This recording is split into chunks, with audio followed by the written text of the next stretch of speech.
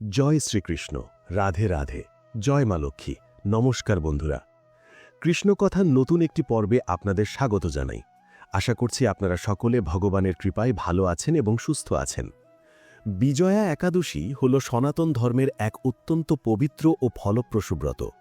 সাধারণত ফাল্গুন মাসের কৃষ্ণপক্ষে এই তিথি পালিত হয়। শাস্ত্রে বলা হয়েছে, এই ব্রত নিষ্ঠার সাথে পালন করলে মানুষ তার অজান্তে করা পাপ থেকে মুক্তি পায় এবং পুনর্জন্মের চক্র থেকে মুক্তি লাভ করে। তবে এই ব্রতের পূর্ণতা আসে দ্বাদশী তিথিতে সঠিক পালনের মাধ্যমে।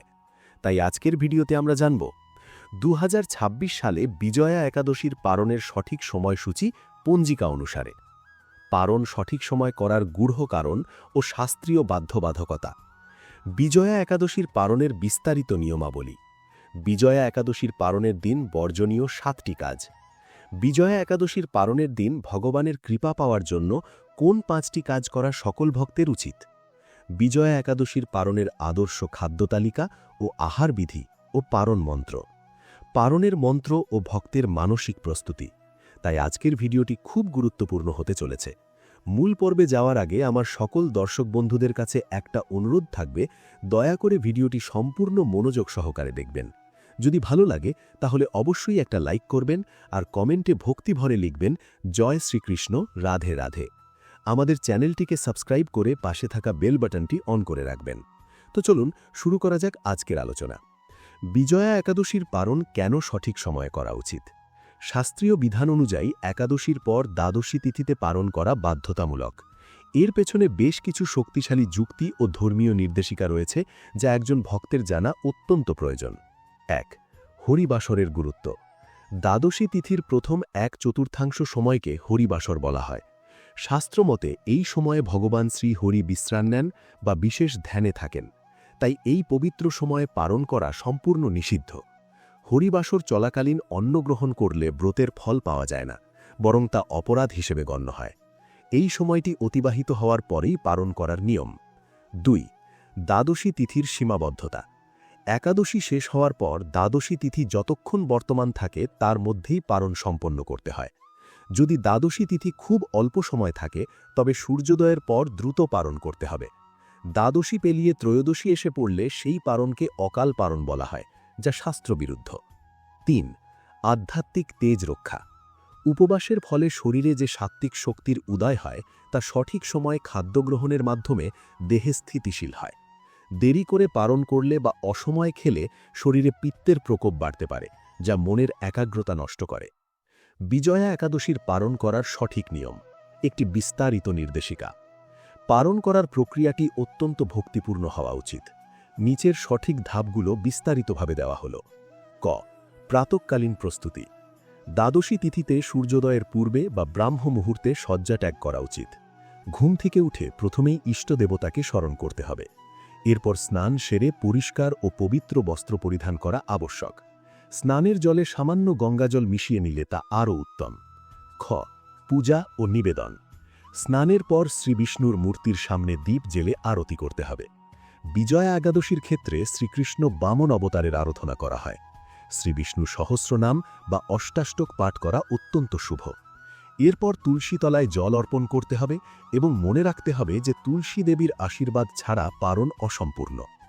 গ. সংকল্প ও ক্ষমা প্রার্থনা।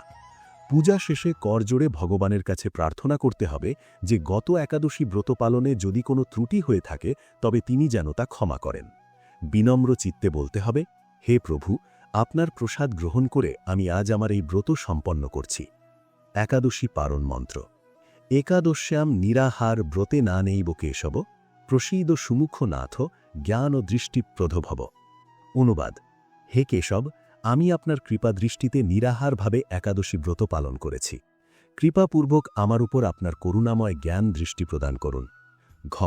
দান ও সেবা। নিজের আহারের আগে কোনো সৎ ব্রাহ্মণ বা কোনো বৈষ্ণব ভক্তকে অন্ন দান করা বা সাধ্যমতো দক্ষিণা দান করা অত্যন্ত গুরুত্বপূর্ণ। যদি কাউকে সশরীরে খাওয়ানো সম্ভব না হয় তবে অন্তত গরুকে ঘাস বা ফল খাওয়ানো উচিত। দান করার এই প্রবৃত্তি মানুষের অহংকার দূর করে। বিজয়া একাদশীর ব্রত কথা। ফাল্গুন মাসের কৃষ্ণপক্ষের এক বিশেষ একাদশী তিথির নাম হল বিজয়া একাদশী। এই একাদশী তার নামের মতোই পালনকারীদের জীবনের সকল প্রকার বিজয় দান করতে সক্ষম। আর সর্বশ্রেষ্ঠ বিজয় হল মৃত্যুর ওপর বিজয়। যখন একটি জীবাত্মা জন্ম মৃত্যুর চক্র থেকে চিরদিনের জন্য মুক্ত হয়ে তার আধ্যাত্মিক গন্তব্য লাভ করে। একাদশী তিথি স্বয়ং ভগবান শ্রীহরির অত্যন্ত প্রিয় দিন। এই দিনে সম্পাদিত যে কোনো আধ্যাত্মিক ও পুণ্যকর্ম মানুষকে অসীম গুণে অধিক ফল প্রদান করে। বছরে যত ব্রত ও উপবাস রয়েছে তার একদিকে, আর একাদশীর ব্রত একদিকে। এই ব্রত পালন করে মানুষ পরম উচ্চগতি ও সর্বোত্তম মুক্তি লাভ করতে পারে। তাই চলুন বিজয়া একাদশী উপলক্ষে এর সঙ্গে যুক্ত পবিত্র পৌরাণিক কাহিনী শ্রবণ করি। আজ আমরা শুরু করছি বিজয়া একাদশী ব্রতকথা। একসময় পাণ্ডবদের মধ্যে জ্যেষ্ঠ যুধিষ্ঠির মহারাজ ভগবান শ্রীকৃষ্ণকে জিজ্ঞাসা করলেন, হে বাসুদেব, অনুগ্রহ করে ফাল্গুন মাসের কৃষ্ণপক্ষের একাদশীর নাম কি এবং এর মাহাত্ম্য কি তা বিস্তারিতভাবে আমাকে বলুন। যুধিষ্ঠির মহারাজের জিজ্ঞাসা শুনে শ্রীকৃষ্ণ উত্তর দিলেন, হে রাজন, নিশ্চয়ই আমি আপনাকে এই একাদশীর মাহাত্ম্য বর্ণনা করছি। মনোযোগ দিয়ে শুনুন। ফাল্গুন মাসের কৃষ্ণপক্ষের এই একাদশী বিজয়া একাদশী নামে পরিচিত। যে ব্যক্তি এই ব্রত পালন করে সে জাগতিক জীবনে সকল প্রকার সাফল্য লাভ করে এবং এই নশ্বর দেহত্যাগের পর আধ্যাত্মিক জগতে গমন করে। এরপর শ্রীকৃষ্ণ একটি প্রাচীন কাহিনী শোনাতে লাগলেন, যা দেবর্ষি নারদ ব্রহ্মাজির কাছ থেকে শুনেছিলেন। একবার দেবর্ষি নারদ তার পিতা ব্রহ্মাকে জিজ্ঞাসা করলেন, হে পিতাশ্রী, বিজয়া একাদশী ব্রত পালন করলে জীবাত্মার কি ফল লাভ হয়? ব্রহ্মা বললেন, হে প্রিয় পুত্র, এই ব্রত অত্যন্ত প্রাচীন ও পবিত্র। এটি সকল প্রকার পাপ নাশ করে এবং নামের মতোই সকল প্রকার বিজয় প্রদান করে। এক সময় বনবাসকালে ভগবান শ্রীরামচন্দ্র তার ভ্রাতা লক্ষ্মণ ও পত্নী সীতাদেবীর সঙ্গে পঞ্চবটিতে বাস করছিলেন। একদিন দুষ্ট রাবণ সীতামাতার অপহরণ করে। মানবলীলা প্রদর্শন করে শ্রীরাম তখন অত্যন্ত ব্যথিত হন। সীতার সন্ধানে বেরিয়ে পথে জটায়ুর সঙ্গে তার সাক্ষাৎ হয়। জটায়ু রাবণের অপহরণের সম্পূর্ণ বিবরণ দিয়ে বৈকুণ্ঠ ধামে গমন করেন। পরবর্তীতে শ্রীরাম সুগ্রীবের সঙ্গে মৈত্রী সম্পাদন করেন এবং বানর ও ভাল্লুকদের এক বিশাল সেনা গঠন করেন। হনুমানকে লঙ্কায় পাঠানো হয় সীতার সন্ধানে। সেখানে তিনি সীতামাতাকে শ্রীরামের আংটি প্রদর্শন করে তার বার্তা দেন। ফিরে এসে হনুমান অশোক বাটিকায় সীতার দুঃখময় অবস্থার সংবাদ দেন। এরপর শ্রীরাম দক্ষিণ সমুদ্র তীরে পৌঁছে বুঝতে পারেন যে বিশাল সেনা নিয়ে সমুদ্র পার হওয়া বড় চ্যালেঞ্জ। তখন লক্ষ্মণ বলেন, হে প্রভু, এখান থেকে প্রায় 4 মাইল দূরে বকদালভ্য ঋষির আশ্রম আছে। তার কাছে গেলে নিশ্চয়ই সমাধান পাব। শ্রীরাম ও লক্ষ্মণ ঋষির আশ্রমে গিয়ে প্রণাম করেন। ঋষি বুঝতে পারেন যে তারা সাধারণ মানুষ নন। শ্রীরাম তার উদ্দেশ্য জানালে ঋষি বলেন, হে পুরুষোত্তম, আপনি ফাল্গুন মাসের কৃষ্ণপক্ষের বিজয়া একাদশী ব্রত পালন করুন। এতে আপনার বিজয় নিশ্চিত হবে। ঋষি ব্রতের বিধান বর্ণনা করলেন। দশমের দিন স্বর্ণ, রৌপ্য, তাম্র বা মাটির কলস স্থাপন করে তাতে জল ভরে আম পাতা দিয়ে সাজাতে হবে। উপরে ভগবান নারায়ণের মূর্তি স্থাপন করতে হবে। সপ্তধান্যের আসন প্রস্তুত করে তার উপর কলস বসাতে হবে। একাদশীর দিনে ব্রাহ্ম মুহূর্তে স্নান করে পুনরায় কলস স্থাপন করে ফুল, চন্দন, ধূপ, দীপ ও প্রসাদ দিয়ে পূজা করতে হবে। সারাদিন হরিকথা শ্রবণ ও কীর্তন করতে হবে এবং রাত্রে জাগরণ পালন করতে হবে। পরের দিন পবিত্র নদীর তীরে গিয়ে পুনরায় পূজা করে কলস ও নৈবেদ্য যোগ্য ব্রাহ্মণকে দান করতে হবে। এইভাবে ব্রত পালন করলে নিশ্চিত বিজয় লাভ হয়। ব্রহ্মা বলেন, শ্রীরাম এই ব্রত পালন করে রাবণের উপর বিজয় লাভ করেন। একইভাবে যে ব্যক্তি এই ব্রত পালন করবে সে জাগতিক জীবনে সাফল্য এবং জীবনের শেষে আধ্যাত্মিক গন্তব্য লাভ করবে। শ্রীকৃষ্ণ শেষে যুধিষ্ঠিরকে বলেন, যে ব্যক্তি এই বিজয়া একাদশী কাহিনী পাঠ বা শ্রবণ করে সে বাজপেয় যজ্ঞের ফল লাভ করে। তাই অবশ্যই এই ব্রত পালন করা উচিত। পুরাণের পৃষ্ঠা থেকে শোনা এই ছিল বিজয়া একাদশীর পবিত্র কাহিনী। আমরা জানি আপনি একাদশীর কাহিনী শুনতে ভালোবাসেন এবং প্রতিটি একাদশীতে এই চ্যানেলে আসেন। আমরা এটাও জানি আপনি নির্দেশ অনুযায়ী ব্রত পালনের চেষ্টা করেন। বিজয়া একাদশীর পালনের দিন ভুলেও করবেন না এমন 7টি কাজ সম্পর্কে বিস্তারিত ও দীর্ঘ আলোচনা করা হলো। এই পয়েন্টগুলো আপনার আধ্যাত্মিক সচেতনতা বৃদ্ধিতে সহায়তা করবে। 1. হরিবাসরের সময় পালন করা বা অন্নগ্রহণ করা। পালনের দিন সবচেয়ে বড় ভুল হল হরিবাসর বা হরিবাসর কাল চলাকালীন আহার করা। দ্বাদশী তিথির প্রথম 1/4 সময়কে হরিবাসর বলা হয়।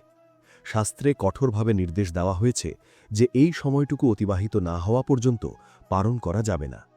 কেন করবেন না? হরিবাসর হল শ্রীহরির বিশেষ ধ্যানের সময়। এই সময়ে অন্ন গ্রহণ করা মানে ভগবানের চরণে অপরাধ করা। অনেক ভক্ত সময়ের হিসাব না রেখে কাক ভরেই পালন করে ফেলেন, যা ব্রতের মাহাত্ম্য নষ্ট করে। সবসময় বিশুদ্ধ পঞ্জিকা দেখে হরিবাসর শেষ হওয়ার পর পালন করা উচিত। 2. পেঁয়াজ, রসুন ও মুসুর ডাল সমৃদ্ধ খাবার গ্রহণ। পালনের দিন অনেকেই মনে করেন যে উপবাস তো শেষ, তাই যে কোনো খাবার খাওয়া যাবে। এটি একটি মারাত্মক ভুল ধারণা। পালনের দিনও খাবার হতে হবে সম্পূর্ণ সাত্ত্বিক। কেন করবেন না? পেঁয়াজ ও রসুনকে তামসিক খাদ্য হিসেবে গণ্য করা হয়, যা কাম ও ক্রোধ বৃদ্ধি করে। এছাড়া মসুর ডালকে শাস্ত্রে আমিষের সমতুল্য ধরা হয়েছে। বিজয়া একাদশীর মতো পবিত্র ব্রত পালনের পর শরীর ও মন যে দিব্য ভাব লাভ করে, এই ধরনের রাজসিক বা তামসিক খাবার খেলে তা মুহূর্তেই কলুষিত হয়ে যায়। তাই পালনের থালায় কেবল শুদ্ধ নিরামিষ এবং ভগবানকে নিবেদিত প্রসাদই থাকা উচিত। 3. দিনের বেলায় নিদ্রা যাওয়া বা দিবানিদ্রা। পালনের দিনে দিবানিদ্রা বা দুপুরে ঘুমানো শাস্ত্রীয়ভাবে নিষিদ্ধ। একাদশীর রাতে যারা জাগরণ করেন তাদের মধ্যে পরের দিন দুপুরের দিকে ঘুমানোর প্রবৃত্তি দেখা দেয়। কেন করবেন না? শাস্ত্রে উল্লেখ আছে দ্বাদশ্যাম দিবানিদ্রাম বর্জয়েত, অর্থাৎ দ্বাদশী তিথিতে দিনে ঘুমালে ব্রতের তেজ এবং আধ্যাত্মিক পুণ্য ক্ষয় হয়। এটি অলসতার প্রতীক এবং তামসিক গুণের পরিচায়ক। পালনের দিনটি ভগবানের নাম সংকীর্তন, গীতা পাঠ বা ধর্মীয় আলোচনার মধ্যে দিয়ে অতিবাহিত করা শ্রেষ্ঠ। এতে ব্রতের সুফল স্থায়ী হয়। 4. অতিরিক্ত ও গুরুপাক আহার গ্রহণ। দীর্ঘ 24 ঘণ্টা বা তার বেশি সময় উপবাসের পর আমাদের পাকস্থলী অত্যন্ত সংবেদনশীল থাকে। পালনের দিন অনেকেই ক্ষুধার চোটে প্রচুর পরিমাণে ভাজাভুজি, তেল মশলাযুক্ত খাবার বা অনেক পদের খাবার খেয়ে ফেলেন। কেন করবেন না? এটি কেবল ধর্মীয় নয়, স্বাস্থ্যগত দিক থেকেও ক্ষতিকর। হঠাৎ করে ভারী খাবার খেলে শরীরে পিত্তের প্রকোপ বাড়ে এবং শারীরিক অসুস্থতা দেখা দিতে পারে। এছাড়া অতিরিক্ত আহার অলসতা নিয়ে আসে, যা উপবাসের পর অর্জিত মানসিক একাগ্রতাকে নষ্ট করে দেয়। পালন করা উচিত পরিমিত এবং হালকা সুপাচ্য অন্ন দিয়ে। 5. কাঁসার পাত্রে ভোজন করা। সনাতন ধর্মের পালন বিধিতে ধাতব পাত্র ব্যবহারের ক্ষেত্রে বিশেষ কিছু নিষেধ রয়েছে। বিশেষ করে দ্বাদশী বা পালনের দিন কাঁসার পাত্র ব্যবহার করতে মানা করা হয়। কেন করবেন না? আয়ুর্বেদ ও শাস্ত্রীয় মতে নির্দিষ্ট তিথিতে নির্দিষ্ট ধাতুর বিক্রিয়ায় খাদ্যের গুণাগুণ পরিবর্তিত হতে পারে। দ্বাদশীর দিন কাঁসার পাত্রে খেলে শরীরের সূক্ষ্ম নাড়িগুলোর ওপর বিরূপ প্রভাব পড়ে বলে বিশ্বাস করা হয়। এর পরিবর্তে মাটি, স্টিল অথবা কলার পাতায় প্রসাদ গ্রহণ করা অত্যন্ত শুভ এবং বৈজ্ঞানিক। 6. পরনিন্দা, পরচর্চা ও মিথ্যা ভাষণ। একাদশী ও দ্বাদশী এই 2 দিনই জিহ্বার সংযম রাখা অপরিহার্য। পালনের দিন পেট ভরে খাওয়ার পর মানুষের মনে আলস্য আসে এবং অনেক সময় আড্ডায় বসে অন্যের সমালোচনা বা নিরর্থক কথা বলার প্রবণতা তৈরি হয়। কেন করবেন না? মুখ দিয়ে যেমন অন্ন গ্রহণ করা হয়, তেমনি মুখ দিয়েই ভগবানের নাম নেওয়া হয়। পালনের দিনে কারো মনে কষ্ট দেওয়া বা মিথ্যা কথা বলা মানে নিজের অর্জিত পুণ্য অন্যের হাতে তুলে দেওয়া। দ্বাদশীর দিন শ্রীবিষ্ণুর মাহাত্ম্য জপ করা উচিত, যাতে ব্রতের সার্থকতা বজায় থাকে। 7. দান না করে নিজে আহার গ্রহণ করা। বিজয়া একাদশীর পালন সম্পন্ন করার আগে দান ধ্যান করার একটি বিশেষ বিধান রয়েছে। কোনো যোগ্য ব্রাহ্মণ, বৈষ্ণব বা অভাবী মানুষকে কিছু দান না করে সরাসরি নিজের খাওয়া শুরু করা অনুচিত। কেন করবেন না? সনাতন ধর্মে বলা হয়েছে দক্তং ফলতি, অর্থাৎ দান করলে তবেই তার ফল পাওয়া যায়। পালনের আগে সাধ্যমতো অন্ন, ফল বা দক্ষিণা দান করলে ব্রতের অহংকার দূর হয় এবং মন উদার হয়। যদি আশেপাশে কাউকে না পাওয়া যায়, তাহলে অন্তত গোমাতাকে বা পাখিদের খাবার দিয়ে তারপর নিজে প্রসাদ গ্রহণ করা উচিত। এটি ত্যাগের মহিমাকে পূর্ণতা দেয়। অতিরিক্ত সতর্কতা। পালনের দিন ক্রোধ সংবরণ করা এবং ব্রহ্মচর্য পালন করাও সমভাবে জরুরি। জয়া একাদশী আমাদের কাম ও মোহ থেকে মুক্তি দেয়, তাই পালনের দিনেও মনের পবিত্রতা রক্ষা করা ভক্তের প্রধান কর্তব্য। বিজয়া একাদশী কেবল একটি উপবাসের দিন নয়, এটি হল আধ্যাত্মিক চেতনায় উত্তরণের একটি বিশেষ সুযোগ। শাস্ত্র মতে এই তিথিতে নিষ্ঠার সাথে কিছু নির্দিষ্ট কর্ম সম্পাদন করলে অশুভ শক্তির বিনাশ ঘটে এবং শ্রী বিষ্ণুর পরম কৃপা লাভ করা যায়। যদি সম্ভব হয় তাহলে পরিবারের সকল সদস্য একসাথে মিলিত হয়ে সন্ধ্যায় আরতি ও কীর্তন করুন, ভগবানের নাম উচ্চারণ করুন এবং যদি পারেন তবে রাত্রিতে জাগরণ করুন।